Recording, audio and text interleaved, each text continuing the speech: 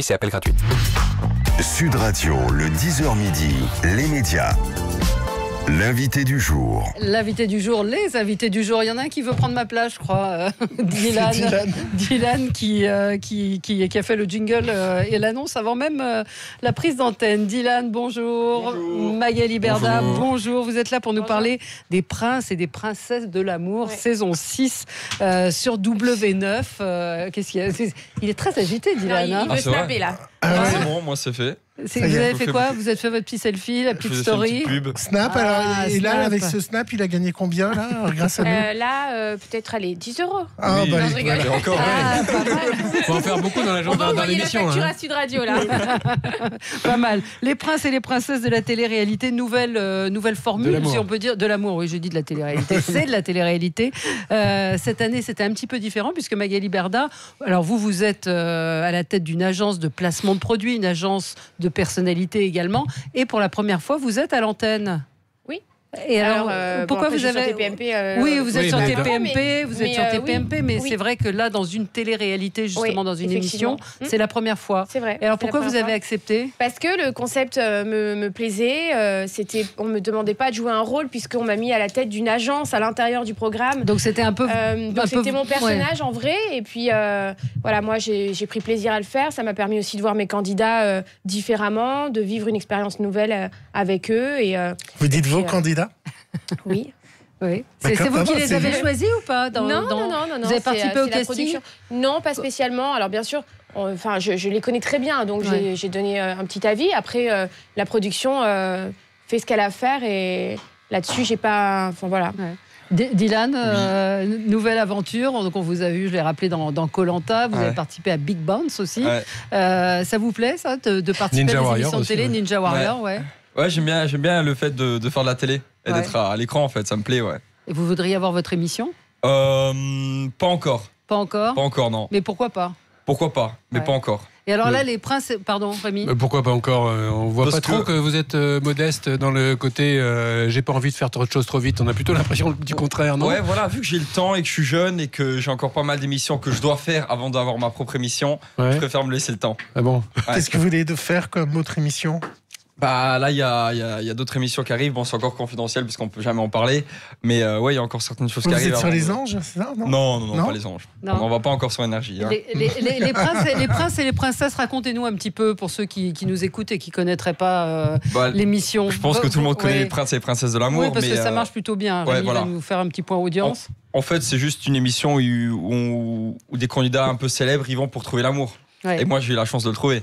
Et oui, parce que vous n'aviez jamais été amoureux, en fait, moi, j'étais jamais tombé amoureux, non. Oh, comment c'est possible ? Un beau garçon comme vous. Ouais, je sais, mais j'avais pas trop le temps à cause du travail et tout ça. Et j'ai eu la chance, ça m'est tombé dessus. Et là, vous avez trouvé l'amour ? Ouais, j'ai trouvé quelqu'un, ouais. Ah. Bon. Vous n'avez pas suivi la presse et tout ? J'ai pas tout suivi, non. C'est la nouvelle histoire. C'est pour la story de l'émission ou c'est... Non, je ne fais pas de story d'émission, je fais pas semblant, tout est vrai. Hein. À l'écran comme en vrai. À la télé, on sait que tout est vrai, c'est ça que vous voulez nous dire ? En tout cas, de mon côté, tout est vrai. Ouais.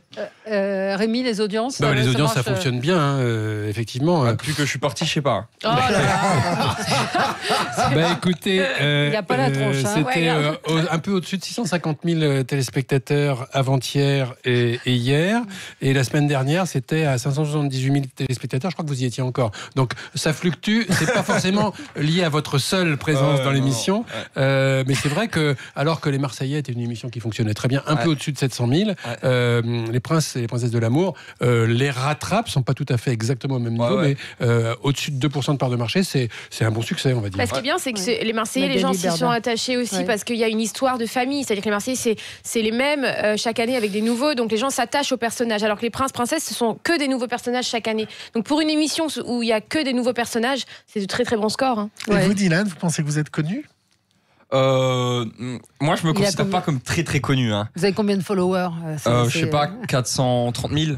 430 000 ? Ouais. Mais moi, je les ai fait en une émission, quoi. Enfin, là là. Le melon.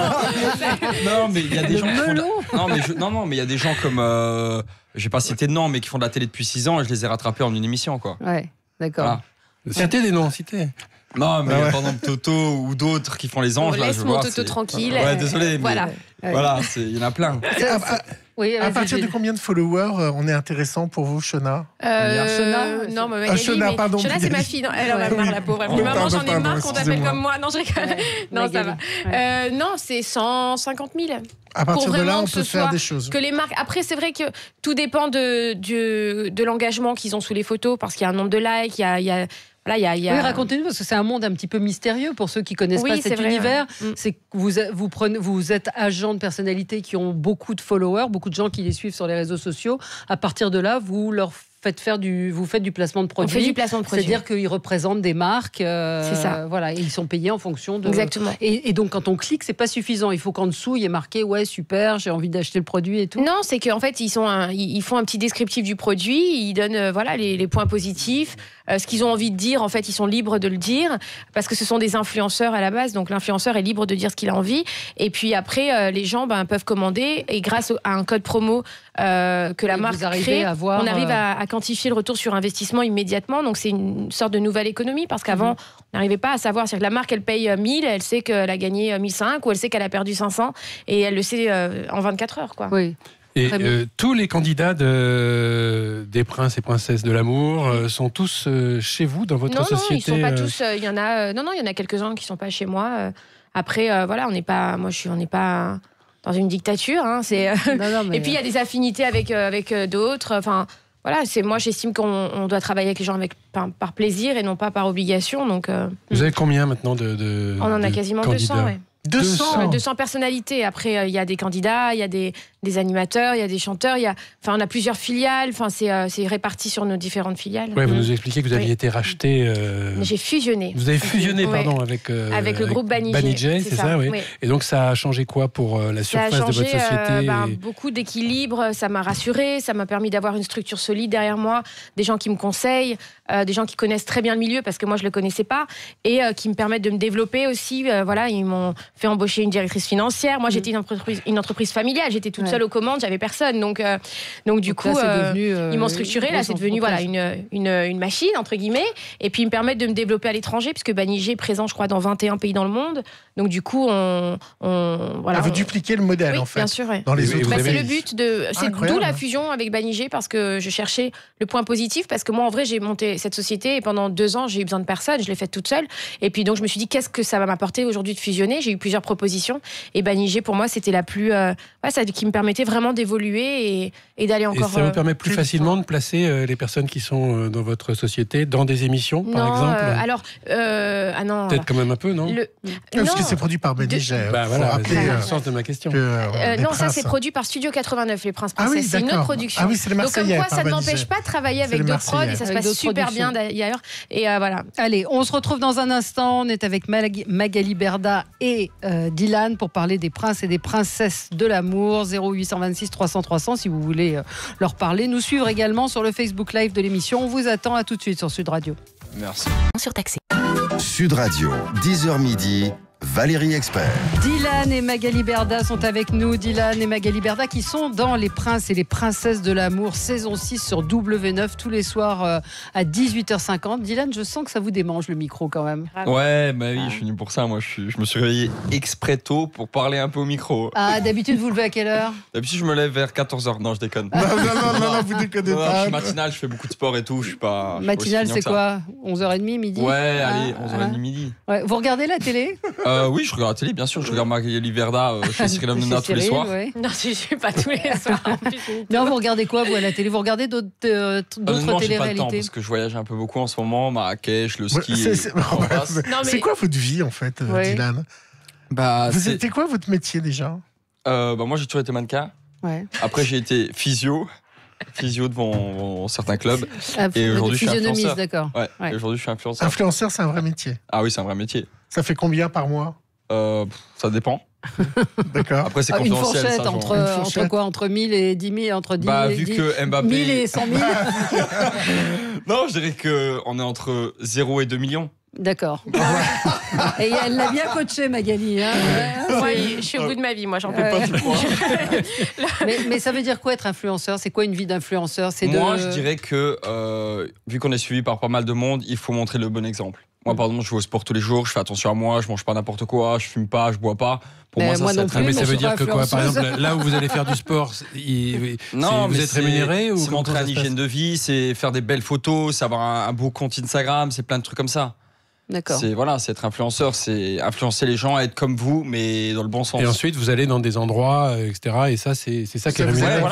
Voilà, c'est ça. Ils vous disent quoi, les gens, quand ils vous croisent dans la rue? Ils demandent une photo et ils sont contents. Ils sont contents, ouais. Magali Berda, elle est extrêmement inquiète parce que... La bêtise là qu'il va me dire. Je sais pas pourquoi.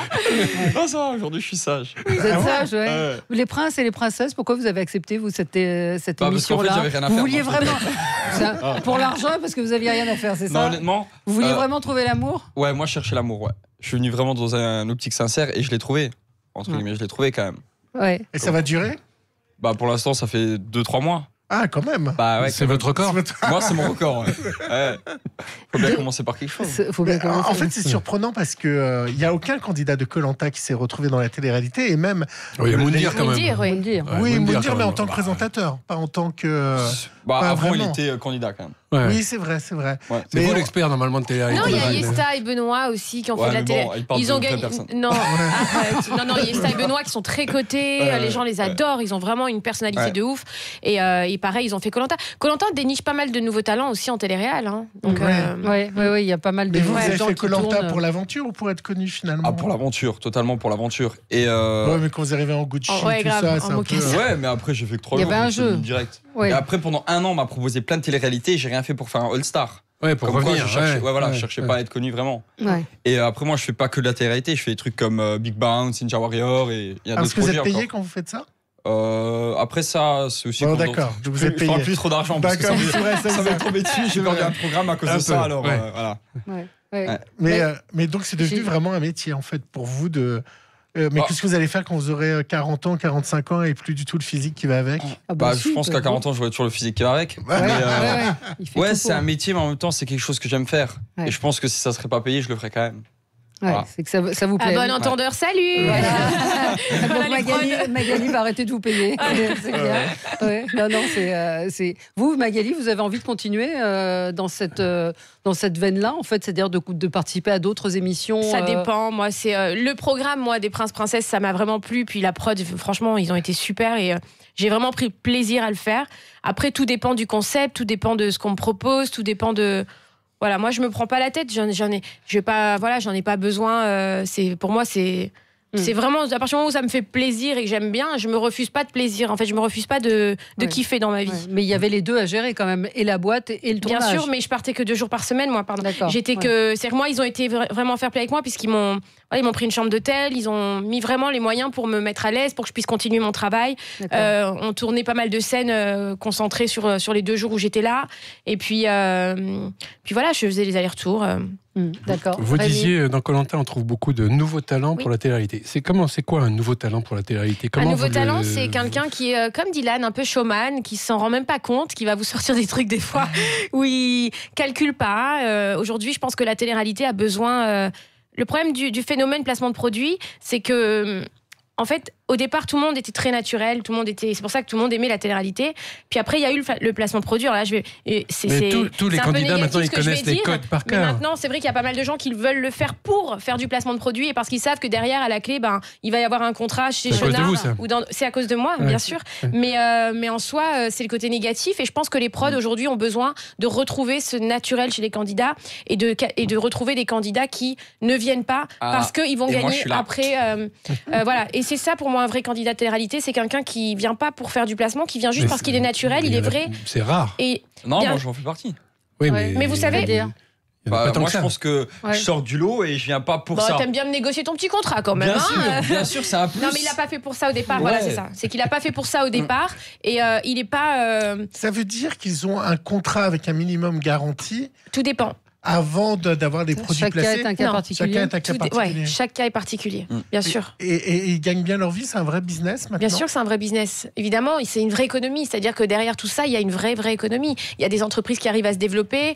Il y a des entreprises qui n'auraient pas les moyens d'aller en télé, en pub télé, qui pourraient pas payer c'est très cher la pub en France. Est-ce que c'est pas aussi un rêve pour beaucoup de candidats qui se retrouvent finalement, parce qu'il y a très peu de personnalités qui fonctionnent comme Dylan. En fait, il y en a très peu. Donc, est-ce qu'il n'y a pas beaucoup de candidats qui se retrouvent à rêver, aller chez vous et se retrouver ensuite avec aucun emploi, aucune qualification et pas de revenus? Mais complètement. Mais c'est pour ça que moi, quand il démarre, quand j'ai rencontré pas mal du coup, de prétendantes sur le tournage, c'est que il faut pas croire que parce que je vais faire une télé-réalité, je suis à l'abri pendant toute ma vie. C'est pas vrai. Ça, c'est pas vrai. Aujourd'hui, il y a des candidats qui sont à l'abri pendant des années parce qu'ils ont construit une image et parce qu'ils l'entretiennent aussi, leur image, parce qu'ils y travaillent pour. Mais c'est pas parce que tu vas faire 15 jours de télé-réalité que pendant 2 ans, tu vas avoir 1 500 € par mois. Moi, ma mère, elle a bossé toute sa vie, mais elle a pas fait... Enfin, pour moi, c'est complètement incohérent. Mais après, il y en a qui arrivent à l'entendre.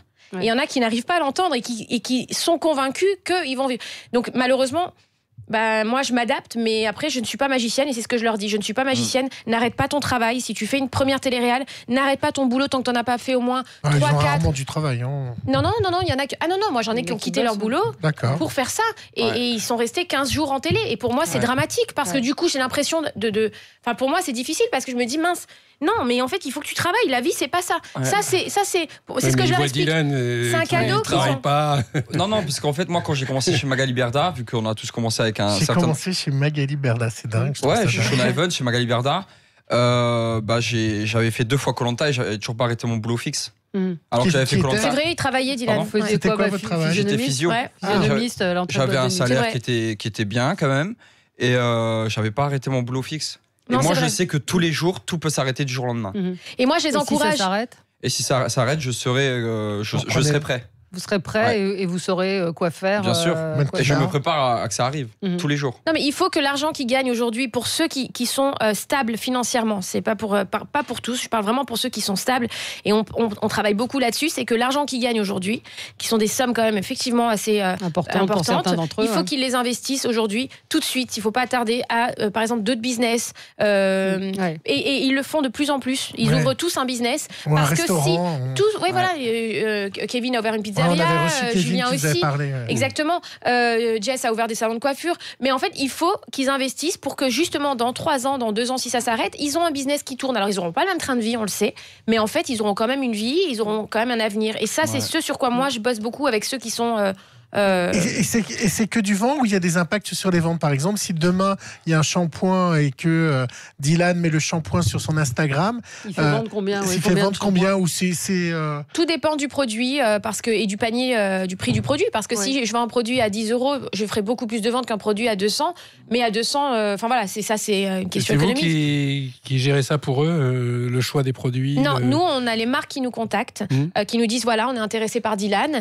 On envoie à Dylan le site internet, le produit. Dylan, il regarde, enfin, il me dit Mag, ça je ne veux pas le faire, et ça je veux le faire, ça me plaît. Et puis on fait ce qu'il veut parce que en vrai, un influenceur n'a pas d'obligation de faire des posts. Et le retour, c'est quoi, par exemple, enfin, sur un truc qui a très très bien marché? Vous avez, sans citer forcément la marque, mais un produit qui a été un carton pour vous. On a fait démarrer, par exemple, la marque Hello Body, la marque Natural Mojo, Fitvia, Bébrayance. Aujourd'hui, sont des marques qui, économiquement parlant, ont vraiment démarré leur activité. Alors bien sûr, maintenant ils se développent aussi, mais grâce aux influenceurs. Et ça a créé de l'emploi. Je veux dire, on peut pas cracher là-dessus non plus parce que quelque part, ça a créé énormément d'emplois. Et Dylan, vous refusez quoi, vous alors? Qu'est-ce qu'il y a quelque chose qui... Alors moi, je refuse... pardon, Magali, elle le sait. Par exemple, on parlait de Bébrillance. Moi, je refuse Bébrillance parce que j'ai des facettes. C'est-à-dire qu'on triche vraiment pas. C'est-à-dire que, voilà, moi, je refuse que les articles que j'utilise. Vous acceptez que les produits que vous utilisez? Voilà, bien sûr. Et pardon, Bébrillance, c'est un truc que je refuse parce que j'ai des facettes. D'accord. Bébrillance, c'est pour les dents, j'imagine. Oui. Mais après, il y en a qui ça le veut dire font. que vous avez fait faire des dents. C'est ça. Alors, moi, j'ai par exemple Julien Tanti qui avait, par exemple, qui à l'époque n'avait pas de facettes, qui faisait la promo de Bébrayance. Non, mais c'est vrai. Et qu'il a testé le produit, donc il le connaît. Donc aujourd'hui, le fait de le faire avec des facettes, mais par contre, effectivement, il va dire maintenant, aujourd'hui, j'ai des facettes. Pour ceux qui veulent l'utiliser, c'est un bon produit, puisque moi-même, je l'ai déjà utilisé. Moi, je vais tester Bébrillance, Valérie, je vous le dis officiellement. Votre fille, elle regarde la télé-réalité, Magali? Alors, en toute sincérité, non, parce qu'elles sont dans une école à Nice, donc déjà pour rentrer, elles ont 1 heure de route, elles rentrent tard, et quand elles rentrent tard, elles font la douche, les devoirs, et à 20h30, elles vont au lit, donc voilà. Puis elles les voient en vrai toutes les semaines à la maison, donc comme c'est les mêmes en vrai qu'à la télé, je pense qu'elles n'ont pas besoin de... Il n'y a pas de... Ils sont sans filtre, donc...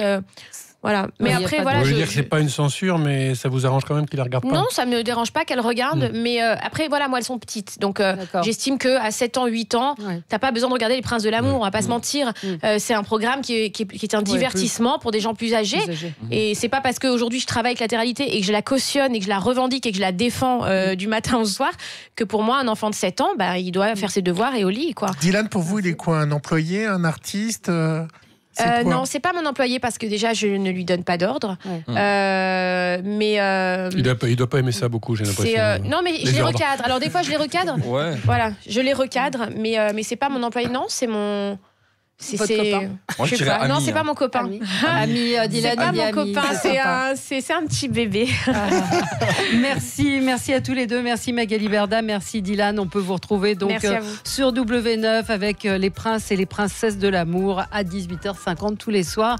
Merci à vous. On se retrouve nous dans quelques instants pour parler de la protection des données. On parle d'internet. C'est plus pour nous ça. On s'en va. C'est plus pour vous. Pointez-le pour nous ça. À tout de suite sur Sud Radio. Merci.